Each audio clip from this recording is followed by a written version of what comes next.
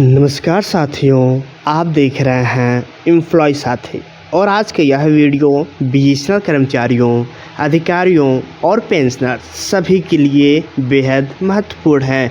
तो यदि आप भी बीएसएनएल कर्मचारी, अधिकारी या फिर पेंशनर्स हैं तो तुरंत इस चैनल एम्प्लॉय साथी को सब्सक्राइब कर लीजिए, क्योंकि यहीं पर सबसे ज़रूरी जानकारी आप लोगों को बताई जाती है। साथियों, ज़रा कल्पना कीजिए, एक कर्मचारी जिसने अपनी पूरी ज़िंदगी विभाग को दे दी, दिन रात मेहनत की, दूर दराज क्षेत्रों में सेवा दी, देश की लाखों लोगों को जोड़ने का काम किया और फिर एक दिन वह रिटायर हो गया। उससे उम्मीद थी कि समय के साथ उसकी पेंशन में भी उचित सुधार होगा, जिससे बाकी सरकारी कर्मचारियों को मिलता है। लेकिन साल बीतते जाएं, लेकिन उससे पहले चैनल को सब्सक्राइब कर लीजिए और अपने साथियों के साथ शेयर कर लीजिए, क्योंकि साल दर साल बीतते गए और आज भी हज़ारों बीएसएनएल पेंशनर्स सिर्फ एक ही सवाल पूछ रहे हैं, क्या हमारी पेंशन रिवीजन का सपना कभी पूरा होगा। इसी सवाल से जुड़ी है आज की 3 बड़ी जानकारी।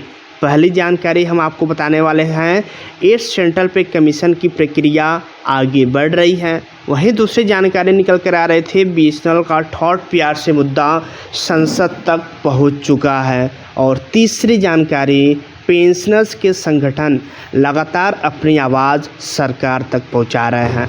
तो वीडियो को अंत तक ज़रूर से देखिएगा, क्योंकि सभी जानकारी को पाने में काफ़ी मेहनत लगता है और आप लोग हमारी मेहनत को सफल बनाने के लिए वीडियो को एक लाइक तो कर ही सकते हैं। और आपको बता दें, आखिरी में हम ऐसे बातें भी करने वाले हैं जो आने वाले महीने में क्या कुछ बदल सकता है, उसके बारे में भी कल्पना करने वाले हैं। तो साथियों, वीडियो के अंत तक बने रहिएगा। एक बार फिर अपने साथियों के साथ शेयर नहीं किया तो तुरंत चैनल को सब्सक्राइब करके अपने साथियों के साथ शेयर कर दीजिए। सबसे पहले बात करते हैं 8 सेंट्रल पे कमीशन की। जब भी कोई नया पे कमीशन बनता है, कर्मचारियों और पेंशनर्स की उम्मीदें बढ़ जाती हैं। आज देश भर के लाखों केंद्रीय कर्मचारी और पेंशनर्स 8 सीपीसी को लेकर चर्चा कर रहे हैं। विभिन्न पेंशनर्स संगठनों ने अपनी मांगे आयोग के सामने रखनी शुरू कर दी है। मिनिमम पेंशन बढ़ाने की मांग की जा रही है, फिटमेंट फैक्टर बढ़ाने की मांग की जा रही है, महंगाई को देखते हुए पेंशन रिवीजन की बात की जा रही है। यानी पेंशनर्स चाहते हैं कि उनकी आर्थिक स्थिति को बेहतर बनाने के लिए बड़ा कदम उठाया जाए। लेकिन यह एक महत्वपूर्ण बात समझना ज़रूरी है, अभी तक कोई अंतिम सिफारिश नहीं आई है, कोई अंतिम फिटमेंट फैक्टर घोषित नहीं हुआ है, कोई नई पेंशन राशि तय नहीं हुई है। इसलिए अफवाहों से बचना बहुत ज़रूरी है। फिर भी सकारात्मक बात यह है कि पेंशनर्स की आवाज़ अब आधिकारिक रूप से चर्चा का हिस्सा बन चुकी है।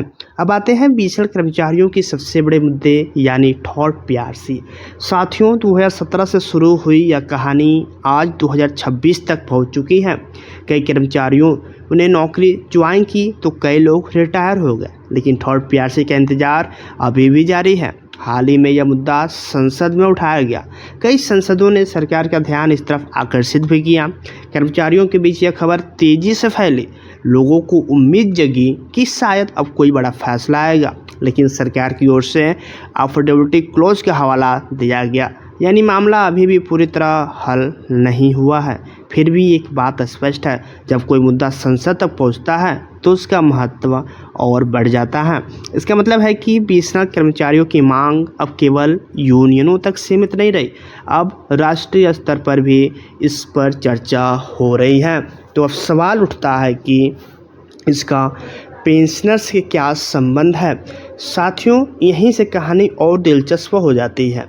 कई पेंशनर्स संगठन का मानना है कि बीएसएनएल एब्सॉर्बेड पेंशनर्स की पेंशन रिवीजन का मुद्दा पे रिवीजन से जुड़ा हुआ है। यानी अगर थर्ड पीआरसी पर कोई सकारात्मक प्रगति होती है तो पेंशन रिवीजन की उम्मीदें भी मजबूत हो सकती हैं। यही कारण है कि पेंशनर्स भी थर्ड पीआरसी की हर खबर पर नज़र बनाए हुए हैं और उनके लिए यह सिर्फ कर्मचारियों का मुद्दा नहीं है, यह उनके भविष्य से जुड़ा हुआ मुद्दा है। इधर पेंशनर्स को प्रतिनिधि लगातार विभिन्न नेताओं और नीति निर्माताओं से मुलाकात कर रहे हैं। उनका प्रयास है कि पेंशन रिवीजन का विषय राष्ट्रीय स्तर पर गंभीरता से सुना जाए। वे लगातार ज्ञापन दे रहे हैं, बैठक कर रहे हैं और अपनी बात सरकार तक पहुंचा रहे हैं। इससे यह स्पष्ट होता है कि पेंशनर्स ने अपनी लड़ाई छोड़ी नहीं है, वे लगातार प्रयास कर रहे हैं। अब सबसे महत्वपूर्ण प्रश्न, आगे क्या हो सकता है? साथियों देखिए, वर्तमान स्थिति में 3 बातें बेहद महत्वपूर्ण है। पहली, ईपीएफसी की प्रक्रिया आगे बढ़ रही है। दूसरी, थर्ड पीआरसी पर कर्मचारी संगठन और अधिक दबाव बनाएंगे। तीसरी, पेंशनर संगठन पेंशन रिवीजन के मुद्दे को लगातार उठाते रहेंगे। अगर इन तीनों मोर्चों पर सकारात्मक प्रगति होती है तो आने वाले समय में अच्छी खबर देखने को मिल सकती है। हालांकि अभी किसी तरह भी निश्चित घोषणा नहीं हुई है, इसलिए हमें किसी तथ्यों पर भरोसा करना नहीं चाहिए और केवल आधिकारिक आदेशों का इंतजार करना चाहिए। तो साथियों, बीएसएनएल ने पिछले कुछ वर्षों में 4G विस्तार, नेटवर्क सुधार और ग्राहक वृद्धि के क्षेत्र में महत्वपूर्ण प्रगति दिखाई है। कई कर्मचारी मानते हैं कि कंपनी के प्रदर्शन में सुधार भविष्य में वेज रिवीजन और एम्प्लॉयज़ वेलफेयर के लिए सकारात्मक माहौल बन सकता है। यही उम्मीद आज लाखों कर्मचारी और पेंशनर्स को आगे बढ़ने की ताकत देती है।